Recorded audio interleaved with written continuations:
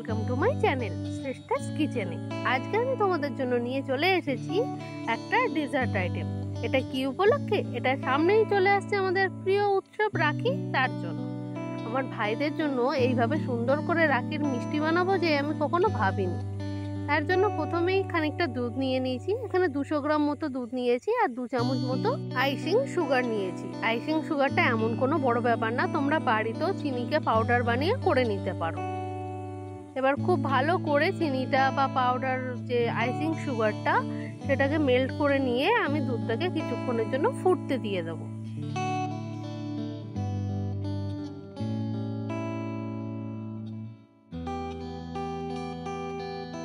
দুধটা ফুটে উঠলে গ্যাসটাকে বন্ধ করে দিয়ে দুধটাকে একটুখানি ঠান্ডা করে নেব।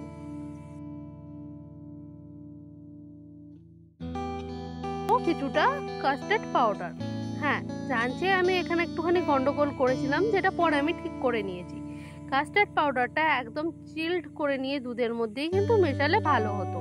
আমি যেহেতু কোনোদিন আগে কাস্টার্ড পাউডার ইউজ করিনি সেই জন্য আমি জানতাম না।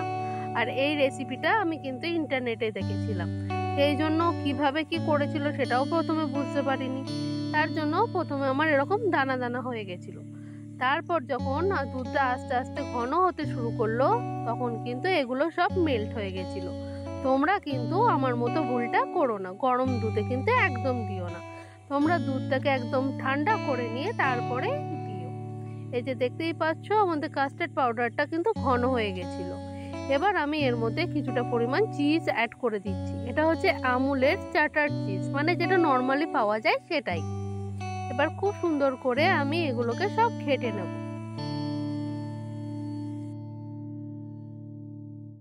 দেওয়ার পর দুধটা ঘন হয়ে গেছে, এতটাও কিন্তু লাগতো না, সেই জন্য আমি একটুখানি জল অ্যাড করে দিচ্ছি। তোমরা চাইলে জলের পরিবর্তে দুধও অ্যাড করতে পারো।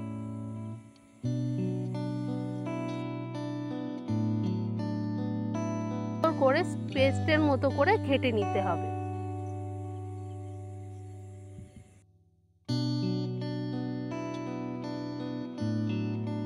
দানা বা লাম্পস না থাকে, তো তার জন্য অনেকক্ষণ ঘাটতে হবে। কিছুটা পরিমাণ ঘেটে নিয়ে আমি এই চিজটাকে মেল্ট হওয়ার জন্য রেখে দেবো।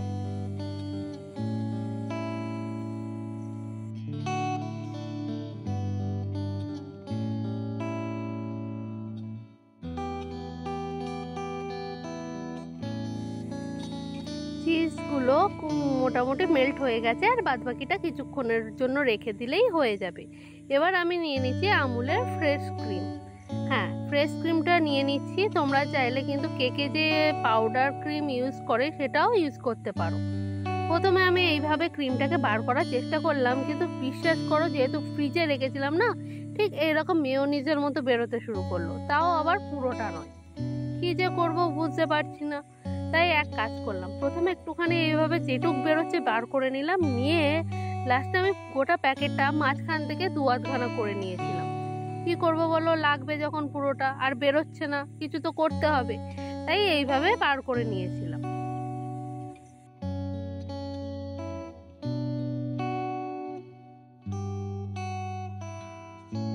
ক্রিম চিজের মতো বেরোচ্ছিল, বিশ্বাস করো। আমি তো প্রথমে ভেবেছিলাম এইভাবে জমিয়ে রাখলে বোধহয় আইসক্রিমও হয়ে যাবে। তারপরে না, এর তো টেস্ট হিসেবে মিষ্টি নেই, সেই জন্য কি করলাম আর একটু আইসিং সুগার দিয়ে নিলাম। আইসিং সুগারটা দিয়ে খুব সুন্দর করে একটা পেস্ট বা ব্যাটার বানিয়ে নেব। এই যে ঠিক এইরকম ঘন ঘন হবে। উপস, পড়ে গেল। হ্যাঁ, এটা কিন্তু এইরকম ঘন হবে, কিন্তু অথচ লিকুইডই থাকবে। এবার একটা কন্টেনার নিয়ে তাতে কিছুটা পরিমাণ কাস্টার্ডের যে আমাদের ব্যাটার বানিয়ে নিয়েছিলাম সেটাকে দিয়ে নিয়েছি। দিয়ে ওপর থেকে অ্যাড করব পাউরুটি। পাউরুটিটা অ্যাড করার পর ওপর দিয়ে আমাদের যে ফ্রেশ ক্রিমের ব্যাটার মতো বানিয়ে রেখেছিলাম সেটাকে একটু একটু করে দিয়ে দেব। এতে কি হবে, এতে টেস্টটা কিন্তু অন্যরকম চলে আসবে আর খেতেও খুব সুন্দর লাগবে। আমাদের এই আজকের রেসিপিটা পুরোটাই এই কাস্টার্ড পাউডার আর এই পাউরুটি দিয়েই হবে। এটা এত সুন্দর মিষ্টির রেসিপি আমি যদি আগে জানতাম, সত্যি বলছি বিশ্বাস করো আমি আগেই বানাতাম, কিন্তু কি করব, ইন্টারনেটে পরে দেখতে পেয়েছি তাই পরেই করছি। এইভাবে পরপর এক এক করে আমি পাউরুটিগুলোকে দিয়ে নেব, আর তারপরে দিয়ে দেবো এইরকম আমাদের ফ্রেশ ক্রিমের ব্যাটারটা। তার ওপর দিয়ে দেবো আমাদের কাস্টার্ডের ব্যাটারটা। এইভাবে পরপর 3বার আমি লেয়ার দেবো, 3 থেকে 4বারও তোমরা দিতে পারো, এটা তোমাদের মর্জি। 3বারই দিতে হবে এর কোনো মানে নেই। কাস্টার্ড ব্যাটারটা দেয়া হয়ে গেলে চারিদিক দিয়ে সুন্দর করে পাউরুটিটাকে ঢেকে দিতে হবে।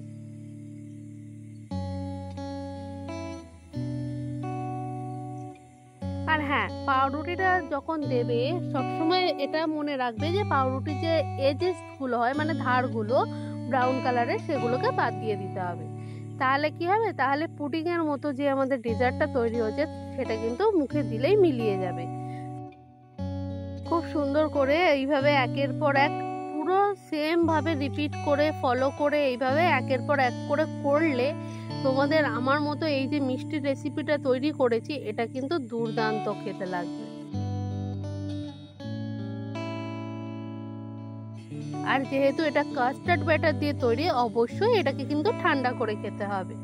নর্মাল রুম টেম্পারেচারে রাখলে কিন্তু হবে না, তার জন্য তোমাকে ফ্রিজে 1 থেকে 1.5 ঘন্টা রাখতেই হবে, তাহলে কিন্তু এটার টেস্টটা আরও সুন্দর হবে।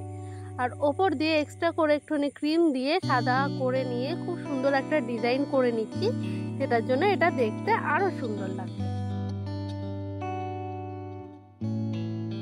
আর তোমরা কি জানো, এটা কিন্তু আমাদের দেশের মিষ্টি নয়, এটা হচ্ছে আরবিক মিষ্টি। এটার নাম হচ্ছে আরাবিয়া ব্রেড পুডিং। এটা কিন্তু দুর্দান্ত খেতে। তোমরা কিন্তু রাখি, ভাইফোঁটা যে কোনো অনুষ্ঠানে এটা বাড়িতে বানিয়ে ফেলতে পারো। এবার কিছুক্ষণ এটাকে ফ্রিজে রেখে ওপর দিয়ে গোলাপ ফুলের পাপড়ি দিয়ে সাজিয়ে নিলেই আমাদের আরাবিয়া ব্রেড পুডিং কিন্তু রেডি। এটাকে সুন্দর সুন্দর ঠান্ডাভাবে সবাইকে সার্ভ করে দিতে পারো। আর এটা কিন্তু ডেজার্ট হিসেবে জাস্ট দারুণ, বিশ্বাস করো জাস্ট দারুণ। আর আমাদের আজকের রেসিপি বানাতে কি কি লেগেছে চলো একবার দেখে ফেলি। আর আমার আজকের ভিডিওটা যদি তোমাদের ভালো লেগে থাকে তাহলে অবশ্যই লাইক, শেয়ার অ্যান্ড সাবস্ক্রাইব করে দেবেন।